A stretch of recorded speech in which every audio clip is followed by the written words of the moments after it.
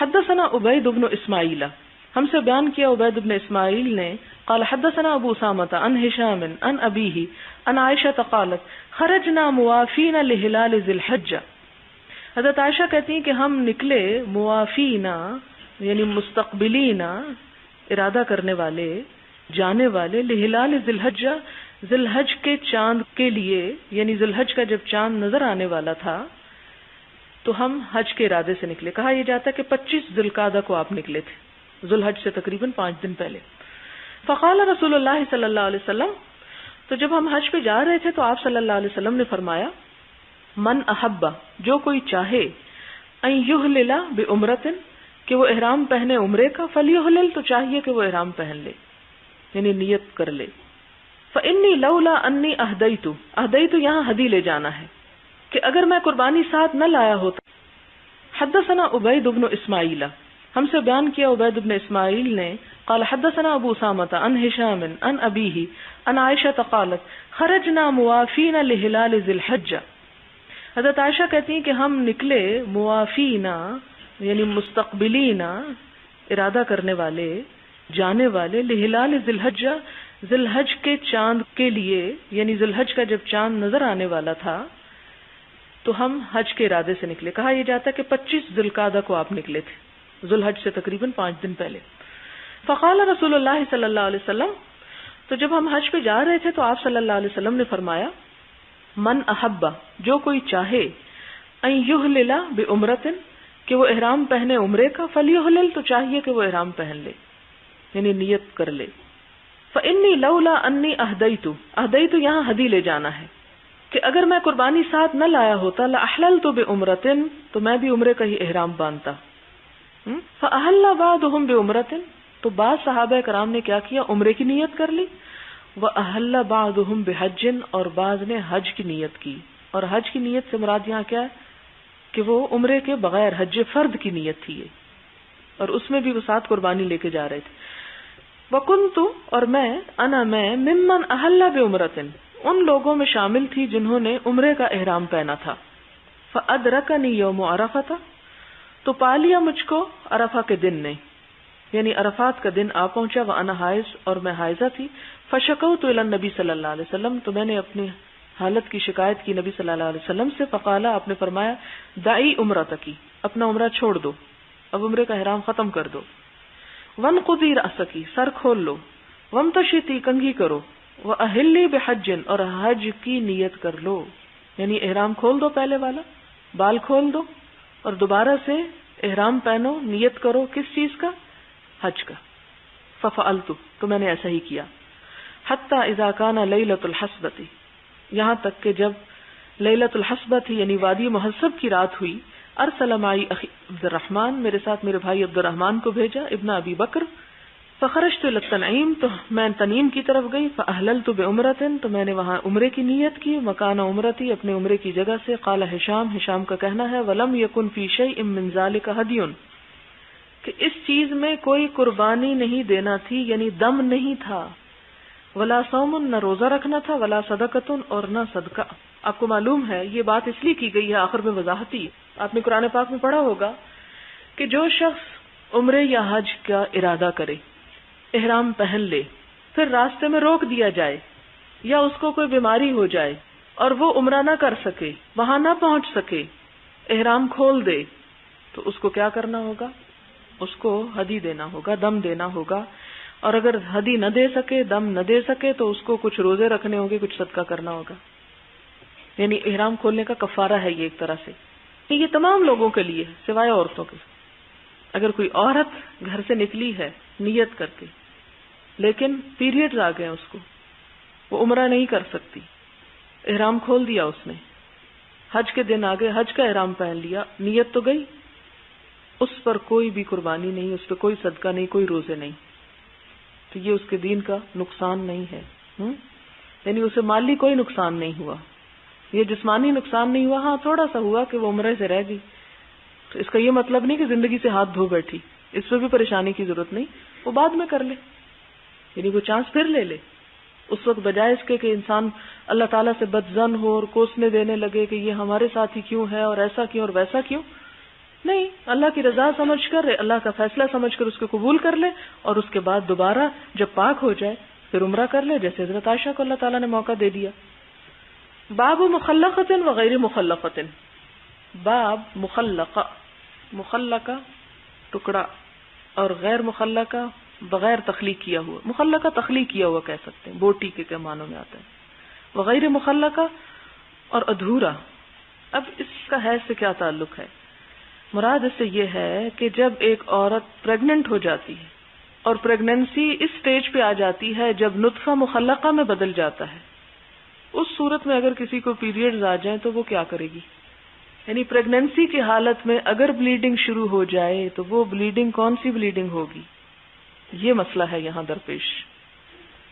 یعنی عام دنوں میں تو جو خون آئے گا وہ حیض کا ہوگا یا استحاضہ کا ہوگا، لیکن اگر کوئی عورت پریگننٹ ہو چکی ہے تو آپ کو معلوم ہے کہ اس کے بعد مینسز نہیں آتے، اس کو خون رک جاتا ہے، کیونکہ وہی خون اس بچے کی غذا ہو جاتا ہے، ایک طرح سے اس کی تخلیق میں اور اس کی پرورش میں کام آتا ہے۔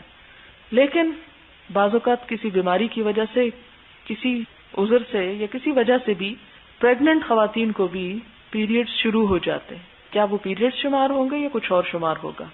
کیا اس میں وہ نماز پڑھے گی یا چھوڑ دے گی؟ کیا ہوگا؟ اور آپ نے دیکھا ہوگا عموماً خواتین انہی مسئلوں کی لا علمی کی وجہ سے زندگی ایک بے چینی میں گزارتی ہیں۔ جب نماز نہیں پڑھنی ہوتی بعض اوقات پڑھ لیتی ہیں، جب پڑھنی چاہیے تو نہیں پڑھتی، اور نہ پڑھنے کی وجہ سے بمشکل مہینے میں عادت ہوتی ہے نماز کی، کتنے میں پھر چھوٹ جاتی ہے اور پھر نماز کی عادت چلی جاتی، اور پھر خاص طور پر اس لیے بھی چلی جاتی ہے کہ وہ ان کو تسلی نہیں ہوتی کہ ہم پاک ہیں کہ ناپاک ہیں، اور خصوصاً جب پریگننسی میں اگر کسی کے ساتھ ایسا ہو جائے تو اس صورت میں وہ کیا کرے؟ میرے خیال ہے آپ میں سے بہت سے لوگوں کو نہیں پتا ہوگا، چلے اب پتا کر لیتے ہیں کیا کہتے ہیں۔ حدثنا مسدد قال حدثنا حماد عن عبید اللہ بن ابی بکر عن انس بن مالک عن النبی صلی اللہ علیہ وسلم قال، نبی صلی اللہ علیہ وسلم نے فرمایا، ان اللہ عز وجل، کہ اللہ تعالی نے وکل بالرحم، مقرر کر رکھا ہے رحم پر، ملکن، ایک فرشتہ۔ آپ کو پتا نا آنکھ کی حفاظت کے لیے 7 فرشتے ہیں، اسی طرح عورت کے رحم کی حفاظت یا اس میں جو کچھ ہوتا ہے اس پر ایک فرشتہ مقرر ہے۔ وہ کیا کہتا ہے؟ یا رب نطفتن، جب رحم میں کوئی نطفہ آ جاتا ہے تو کہتا ہے اے رب نطفہ آ گیا۔ پھر جب نطفہ خون بنتا ہے، جمع ہوا خون، تو کہتا ہے یا رب علقہ، کہ اب یہ جمع ہوا خون بن گیا ہے۔ پھر وہ جمع ہوا خون جب بوٹی کی شکل اختیار کرتا ہے تو کہتا ہے یا رب مضغہ، مضغہ کا مطلب ہوتا ہے چبانا، یعنی اتنا سائز ہو جائے جتنا ایک بوٹی کا سائز ہوتا ہے۔ جب اس سے آگے پھر وہ مخلقہ اور غیر مخلقہ پورا مکمل وہ صحیح بن جاتا ہے یا ناقص ہوتا ہے، یعنی جب وہ اس کی پوری ایک شیپ آ جاتی ہے اس بچے کی، تو کیا کہتا ہے فَإِذَا أَرَادَ أَن يَقْضِيَ خَلْقَهُ، یعنی وہ بچے کی شیپ مکمل ہو جاتی ہے، جب ابھی اس کی گروتھ نہیں ہوئی، گروتھ ہونے والی ہے لیکن یہ مرحلے طے ہو چکے ہوتے ہیں، جب یعنی نطفہ، علقہ سے مضغہ، مضغہ کے بعد اگلی سٹیج ہے جس میں وہ ایک پورا انسان بن چکا ہوتا ہے، خواہ وہ بہت چھوٹا ہی کیوں نہیں ہوتا۔ اس موقع پہ کیا ہوتا ہے؟ ارادہ ان یقضی، کہ اللہ تعالیٰ نے ارادہ کر لیا، ان یقضی خلقہ، کہ اس تخلیق کو مکمل کر دے، پورا کر دے، نہیں پورا بچہ بنا کے نکالے۔ قالا، تو کہتا ہے کون؟ فرشتہ پوچھتا ہے اذکر ام انثی۔ اب دیکھیں فرشتے کو غیب نہیں پتا، حالانکہ آپ کو پتا ہے کہ بالکل ابتدا میں ہی سیکس الگ ہو جاتی ہے۔ کہتا ہے کہ یا اللہ یہ مرد ہوگا یا عورت ہوگی، شقی ام سعید، بدبخت ہوگا کہ خوش قسمت ہوگا۔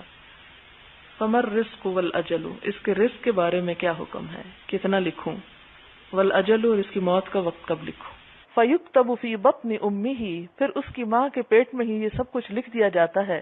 ہم یہاں بیٹھ کے پلاننگ کرتے ہیں، ہم یہ کریں گے، ہم وہ کریں گے، اور وہ سب کچھ وہیں سے پلانڈ ہوتا ہے۔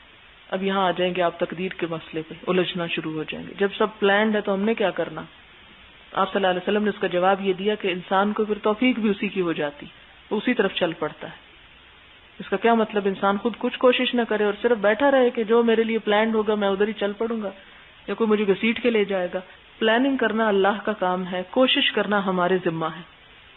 ہمیں اس مسئلے میں نہیں الجھایا گیا کہ تم یہ سوچ کے وقت گزار دو کہ تمہاری پلاننگ کیا تھی اللہ کے ہاں، تمہارے بارے میں کیا لکھا گیا تھا۔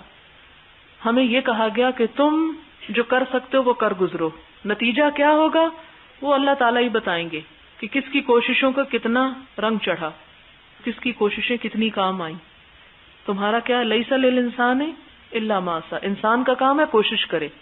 انسان کا کام یہ نہیں کہ بیکار بیٹھ کر تقدیر کے مسئلے پہ الجھے، جتنا الجھے گا نتیجہ کچھ بھی نہیں نکلے گا. اسے کیا کرنا چاہیے؟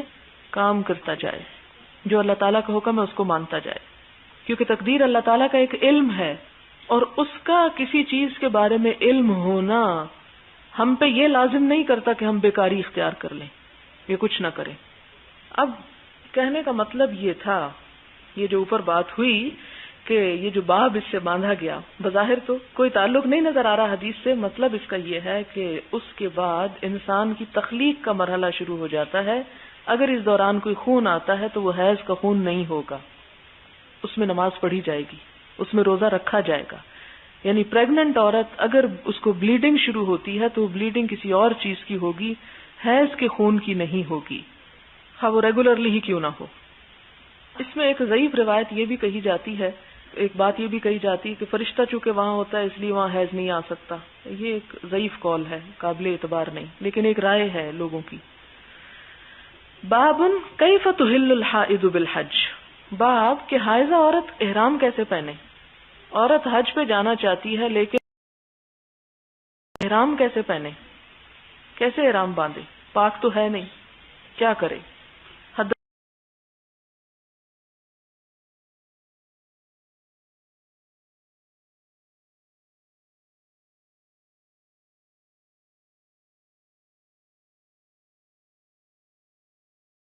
فمن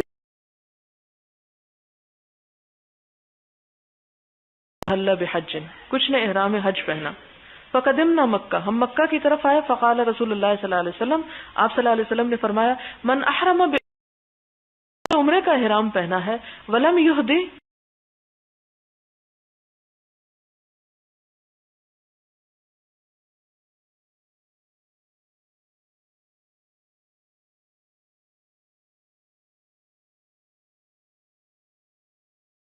اسے چاہیے کہ وہ حلال ہو جائے، یعنی احرام اب کھول دے عمرہ کر کے.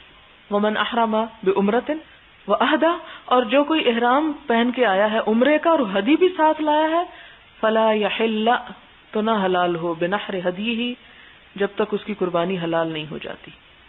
یعنی حج تمتع والے عمرے کا احرام کھولیں گے، حج قران والے، یہ دوسرے نمبر پہ جو بعد میں بات ہوئی یہ حج قران ہے، کہ وہ اپنا احرام نہیں کھولیں گے جب تک کہ قربانی نہ کر لیں. ومن احل بحج، اور جس نے صرف حج کی نیت کی ہے، فلیتم حجہ، تو اسے چاہیے کہ وہ اپنا حج پورا کر لے، یعنی حج کے کام کرے اور بعد میں طواف کرے، یعنی پہلے جا کے اسے عمرے کی ضرورت نہیں ہے. یعنی تینوں طرح کا حج ہو سکتا ہے، لیکن جو آپ صلی اللہ علیہ وسلم نے خود کیا یہ پسندیدہ وہ تمتع ہے، دوسروں کی بھی اجازت ہے. قالت، وہ کہنے لگی، فحست، تو مجھے حیض آ گیا. فلم ازل حائزن، تو میں مسلسل حائزہ ہی رہی. حتی کان یوم عرفہ ولم احلل الا بعمرہ، یہاں تک کہ عرفہ کا دن آ گیا اور میں نے صرف عمرے کا احرام باندھا تھا. کیا کہتی ہیں کہ میں، یعنی کان یوم عرفہ ولم احلل، اور نہ میں نے احرام پہنا الا بعمرہ، مگر عمرے کا، یعنی جب گھر سے چلی تھی تو عمرے کا احرام تھا میرا، حج کا نہیں تھا. فامرنی النبی صلی اللہ علیہ وسلم ان انقض رأسی وامتشط واحل بحج، تو اس وقت آپ صلی اللہ علیہ وسلم نے حج سے پہلے اس موقع پہ مجھے حکم دیا کہ میں سر کھولوں، کنگھی کروں اور حج کا احرام پہنوں، واترک العمرہ، اور عمرہ چھوڑ دوں. ففعلت، تو میں نے ایسا ہی کیا. ذالک، یہ حتی قضیت حجتی، یہاں تک کہ میں نے اپنا حج پورا کر لیا. فبعث معي عبد الرحمن بن ابی بکر، میرے ساتھ عبد الرحمن بن ابی بکر کو بھیجا. وامرنی ان اعتمر مکان عمرتی من التنعیم، تو آپ نے مجھے حکم دیا کہ میں عمرہ کر لوں تنعیم کے مقام سے. اس سے کیا پتہ چلتا ہے کہ حائضہ عورت پھر وہ احرام چھوڑ دے گی جو اس نے عمرے کی نیت سے گھر سے پہنا تھا، اور جب پاک ہوگی تو حج کے لیے دوبارہ احرام پہنے گی، یعنی وہ احرام نہیں چلے گا. حج کا نیا احرام اسی جگہ سے مکہ سے ہی باندھ لے گی، یہ جس جگہ ہے، مثلا منا میں ہے یا عرفات میں ہے، کیونکہ پیریڈز کے حالت میں قیام عرفہ ہو سکتا ہے، اس سے کوئی فرق نہیں پڑتا. باب اقبال المحیض و ادبارہ، باب حیض کا آنا اور جانا، یعنی شروع ہونا اور ختم ہونا. وَكُنَّ نِسَاءٌ اور تھیں عورتیں یبعثن بھیجتی الی عائشہ حضرت عائشہ کو بالدرجۃ ایک ڈبیا یا تھیلی فیہا الکرسف جس میں روئی ہوتی تھی فیہ الصفرہ جس پہ زرد رنگ ہوتا تھا فتقول تو حضرت عائشہ جواب میں فتویٰ دیتے ہوئے فرماتی لا تعجلنا مت جلدی کرو حتی ترینا یہاں تک کہ تم دیکھ لو القصۃ البیضاء سفید ڈسچارج سفید دھاگا. قصہ کے دو معنی کیے گئے ہیں, ایک تو خیط الابیض کہا گیا اور دوسرا سفید ذرات, یعنی جب تک تم بالکل پیور خالص سفیدی نہ دیکھو اس وقت تک حیض کو ختم مت سمجھو. یعنی یہاں یہ بتایا جا رہا ہے کہ علامت کیا ہے حیض کے شروع ہونے کی یا پھر ختم ہونے کی. یعنی نماز کب شروع کی جائے گی؟ جبکہ پوری طرح عورت پاک ہو جائے اور ڈسچارج جو ہے وہ اس کا کلر پیور وائٹ میں بدل جائے. القصۃ البیضاء ترید بذالک وہ چاہتی تھی اس سے الطہر من الحیضۃ پاکیزگی حیض سے. وبلغ ابنۃ زید بن ثابت اور پہنچی یہ خبر زید بن ثابت کی بیٹی کو کہ ان نساء یدعون بالمصابیح کہ عورتیں منگواتی ہیں چراغ من جوف اللیل رات کے وقت ینظرن الی الطہر اور چیک کرتی رہتی ہیں پاکی کو. فقالت تو وہ کہنے لگی ما کان النساء یصنعن ھذا کہ حضور کے زمانے میں تو عورتیں یہ نہیں کیا کرتی تھیں. وعابت علیہن اور ان کے اوپر عیب لگایا یعنی برا سمجھا اس بات کو. یعنی اس خوف میں یا اس بے چینی میں نہیں رہنا چاہیے کہ کب ختم ہو اور آج ہوا کہ نہیں, بلکہ انتظار کرنا چاہیے اپنی عادت کے مطابق یہاں تک کہ وہ زردی سفیدی میں بدل جائے. اس میں دو چیزیں, ایک تو حضرت عائشہ کی بات بتائی گئی کہ حضرت عائشہ کے پاس عورتیں اپنی حالت کو چیک کروانے کے لیے بھیجا کرتی تھیں اور ان کو وہ کہتی تھی کہ جب تک سفیدی نہ ہو پاک نہیں ہو تم نماز مت پڑھو. اور دوسرا حضرت زید بن ثابت کی بیٹی کی بات ہے کہ ان کے دور میں عورتیں جو تھیں وہ راتوں کو اٹھ اٹھ کے بتی جلا کے دیکھتی تھیں کہ پاک ہوئی ہیں کہ نہیں, کہ ابھی نہا لیں اور صبح کی نماز پڑھیں. تو فرمایا کہ ایسی اللہ تعالیٰ نے مشقت نہیں ڈالی کہ انسان رات کو اٹھ کے اپنے آپ کو چیک کرتا رہے. حدثنا عبداللہ ابن محمد قال حدثنا سفیان عن ہشام عن ابیہ عن عائشہ ان فاطمہ بنت ابی حبیش کانت تستحاض کہ فاطمہ بنت ابی حبیش کو استحاضہ کی بیماری تھی. فسألت النبی صلی اللہ علیہ وسلم تو انہوں نے نبی صلی اللہ علیہ وسلم سے پوچھا. فقال تو آپ نے فرمایا ذالک عرق یہ ایک رگ ہے, ولیست بالحیضۃ یہ حیض نہیں ہے. فاذا اقبلت الحیضۃ جب حیض آ جائے فدع الصلاۃ تو پھر نماز چھوڑنا. یعنی ایون بلیڈنگ اگر کسی کو کبھی ختم نہیں ہوتی تو بھی صرف بلیڈنگ کے شروع ہونے سے حیض نہیں شروع ہوتا جب تک کہ وہ مقرر ایام نہ ہوں. وَإِذَا أَدْبَرَتْ اور جب وہ گزر جائے حیض فاغتسلی تو نہا لے, وصلی اور نماز پڑھ, یعنی خواہ بلیڈنگ ختم نہ بھی ہو. اور اس میں یہ ہے کہ آپ نے یہ فرمایا کہ حیض آ جائے اور حیض چلا جائے تو اس کو کیسے پتا چلے, اس لیے کہ ہر عورت سمجھتی ہے کہ حیض کا خون جو ہے اس کی علامت کیا ہوتی ہے, اس علامت سے اس کو پہچانے. باب لا تقضی الحائض الصلاۃ باب کہ نہ قضا پڑھے حائضہ عورت نماز کو, یعنی حائضہ عورت جو ہے نماز کی قضا ادا نہ کرے, یعنی جو نمازیں ان دنوں میں چھٹ جاتی ہیں وہ بعد میں قضا نہ پڑھے. وقال جابر و ابو سعید ان النبی صلی اللہ علیہ وسلم تدع الصلاۃ اور یہ بات تو حضرت جابر اور حضرت ابو سعید نے حضور صلی اللہ علیہ وسلم سے روایت کی ہے کہ تدع الصلاۃ عورت نماز چھوڑ دے, ان دنوں میں نماز نہ پڑھے. حدثنا موسى بن اسماعیل قال حدثنا حمام قال حدثنا قتادہ قال حدثتنی معاذہ ان امرأة قالت لعائشہ ایک عورت نے حضرت عائشہ سے کہا اتجزی احدانا صلاتها کیا جزا دے گی ہم میں سے ایک اپنی نماز کی, یعنی قضا پڑھے گی. تجزی کا معنی ہے بدلہ دے گی, بعد میں پڑھے گی. اذا طہرت جب وہ پاک ہو جائے گی, یعنی عورت کو کیا پاک ہونے کے بعد نماز پڑھنی ہوگی. فقالت تو حضرت عائشہ نے فرمایا احروریۃ انت تم حروریہ ہو. یہ حروریہ کیا ہے؟ حرورہ ایک علاقے کا نام ہے جہاں پر خوارج تھے.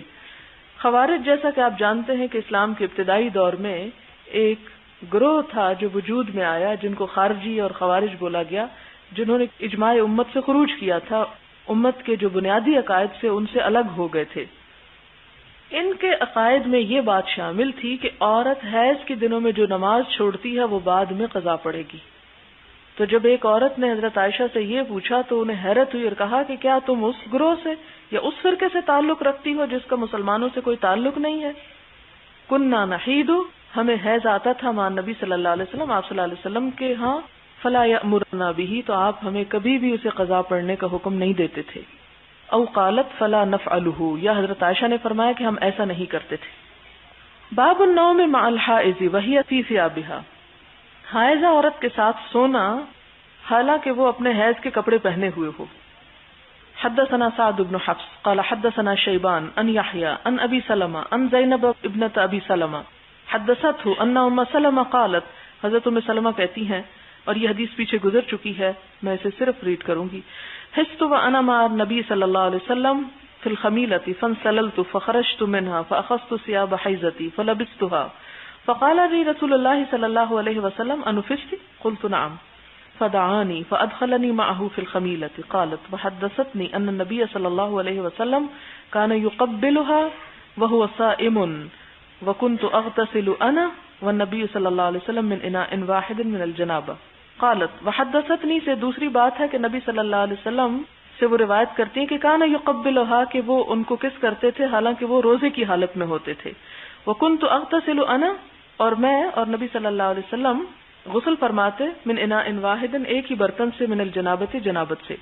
باب من اتخذ ثياب الحیض سوا ثياب الطہر، باب ثياب الحیض، کپڑے رکھنا حیض کا سوا الگ ثياب الطہر، طہر کے لباس سے، یعنی حیض کے کپڑے الگ رکھنا اور پاکی کے کپڑے الگ رکھنا۔ اور حیض کے کپڑوں سے مراد صرف وہ مخصوص چیزیں ہیں جو حیض کی حالت میں استعمال کی جاتی ہیں۔ حدثنا معاذ بن فضالة قال حدثنا هشام عن يحيى عن ابي سلمة عن زينب ابنت ابي سلمة عن ام سلمة قالت بين انا مع النبي صلى الله عليه وسلم مستجعة في خميلة حست، وہی حدیث ہے، فانسللت فاخذت ثياب حيضتي، تو یہ جو الفاظ ہے نا، میں نکلی اور میں نے حیض کے کپڑے پہن لیے، تو اس سے مراد یہ ہے کہ یہ وہ ڈریس ہے جو عام حالت میں نہیں پہنا جاتا۔ مثلا اگر ایک شخص اسی انڈر ویئر کو دوبارہ استعمال کرتا ہے تو اسے دھو کے پاک صاف کر کے تو کر سکتا ہے، لیکن نیچرلی وہ ڈریس جو ہے وہ عام حالات میں نہیں پہنا جائے گا، لیکن اس سے مراد وہ اوپر کا ڈریس نہیں جس پہ کچھ نہ لگا ہو۔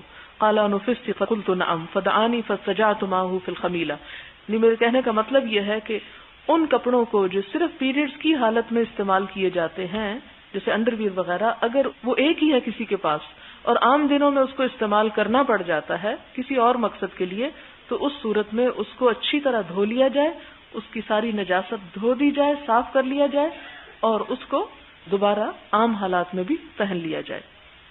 باب شہود الحائض العیدین، حائضہ عورت کا حاضر ہونا عیدوں پر، عیدین یعنی دونوں عیدوں کے موقع پر، ودعوت المسلمین اور مسلمانوں کی دعا کے موقع پر، ویعتزلن المصلی اور الگ رہنا نماز گاہ سے، یعنی کیا کیا کر سکتی ہے؟ عیدین کے مقام پر حاضر ہو سکتی ہے، دعا میں شریک ہو سکتی ہے، لیکن نماز کی مثلا صف ہے یا دری ہے اس پہ نہیں آ کے بیٹھے گی، الگ رہے گی، الگ پیچھے دوسری طرف بیٹھے گی۔ حدثنا محمد هو ابن سلام قال اخبرنا عبد الوهاب عن ایوب عن حفصة قالت كنا نمنع عواتقنا، حضرت حفصہ کہتی ہیں کہ ہم روکا کرتے تھے اپنی نوجوان بچیوں کو، عواتقہ عاتق کی جمع ہے، یہ ایک نام رکھتے ہیں نا کیاف کے ساتھ، یہ وہ نہیں ہے، یہ قاف ہے موٹا۔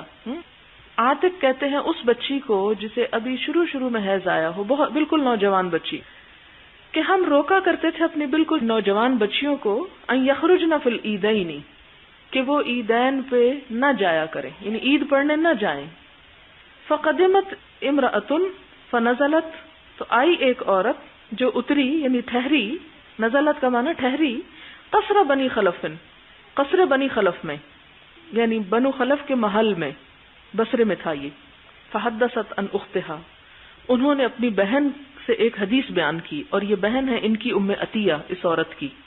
وکان زوج اختہا، اور ان کے بہنوئی کن کے شوہر، ام عطیہ کے شوہر جو تھے، غزا مع النبی صلی اللہ علیہ وسلم، غزووں میں شریک ہوئے حضور صلی اللہ علیہ وسلم کے ساتھ۔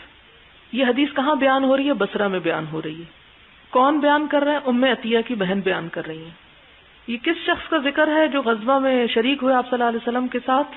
ام عطیہ کے شوہر کا، یعنی جو عورت حدیث بیان کر رہی ہے ان کے بہنوئی ہیں یہ شخص. یہ شریک ہوئے آپ صلی اللہ علیہ وسلم کے ساتھ جنگوں میں کتنی؟ 12 12 جنگوں میں شریک ہوئے. وکانت اختی معہ فی 6 اور 6 جنگوں میں حضرت ام عطیہ جو اس عورت کی بہن ہیں وہ بھی شریک ہوئی اپنے شوہر کے ساتھ آپ صلی اللہ علیہ وسلم کے ساتھ.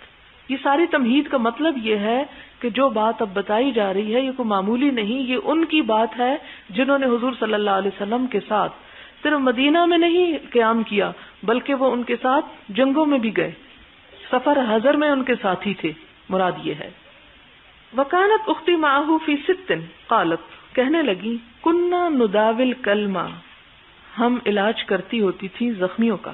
کلمہ کلم پیچھے بتایا نا زخم کو کہتے ہیں. وَنَقُومُ عَلَى الْمَرْضَى اور ہم عیادت کرتی تھی مریضوں کی. یہ کون سے مریض تھے اور کون سے مجروح تھے؟ صحابہ کرام مرد تھے. بوقت ضرورت عورت مرد کا علاج بھی کر سکتی ہے، اس کی عیادت بھی، یعنی تمریض نرسنگ. لیکن اگر مرد بے روزگار ہوں تو بلا وجہ میں مردوں کی عادت کے لیے عورتوں کو مقرر نہیں کرنا چاہیے تاکہ فتنہ سے بچا جا سکے. لیکن اگر ایسی جگہ ہے کہ سارے مرد لڑ رہے ہیں، جنگ کر رہے ہیں، تو اس صورت میں اگر کچھ مردوں کو نکال کے عیادت کے کام پہ صرف لگا دیا جائے تو اس سے نقصان ہوتا ہے.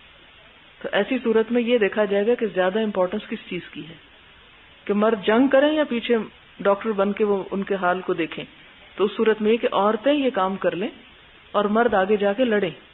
فسألت اختی النبی صلی اللہ علیہ وسلم تو میری بہن نے نبی صلی اللہ علیہ وسلم سے سوال کیا علی احدانا بأس کیا ہم میں سے کسی ایک پر کوئی حرج ہے، کوئی گناہ ہے؟ اذا لم یکن لہا جلباب کہ اگر اس کے پاس جلباب نہیں. جلباب اس لمبے ڈریس کو کہتے ہیں جو اوپر سے نیچے تک ڈھانک لے، جو گھر کے لباس کے علاوہ ہو. یعنی بہت سے لوگ کہتے ہیں نا کہ جیسے ہم گھر میں قمیض شلوار پہنتے ہیں تو یہی کافی نہیں، ہمارا تو قمیض شلوار ڈھیلا ڈھالا ہوتا ہے، کون سی ہم جینز پہن رہے ہیں کہ ہمیں باہر جاتے ہوئے اس کو ڈھانکنا چاہیے. نہیں، جلباب جو ہے لانگ ڈریس ہے، ایسا ڈریس جو گھر کے کپڑوں کو بھی ڈھانپ لے. تو وہ کہنے لگی کہ اے اللہ کے رسول صلی اللہ علیہ وسلم اگر ہمارے میں سے کسی کے پاس اگر جلباب نہ ہو، یعنی وہ بڑی چادر نہ ہو، اللہ تخرج کہ وہ نہ نکلے، یعنی وہ گھر سے ہی نہ نکلے، اگر جلباب نہیں تو گھر ہی بیٹھی رہے عید کے موقع پر. قال آپ صلی اللہ علیہ وسلم نے فرمایا لتلبسها صاحبتها من جلبابها چاہیے کہ پہنا دے اس کو اس کی سہیلی اپنے جلباب میں سے، یعنی گھر نہ بیٹھے.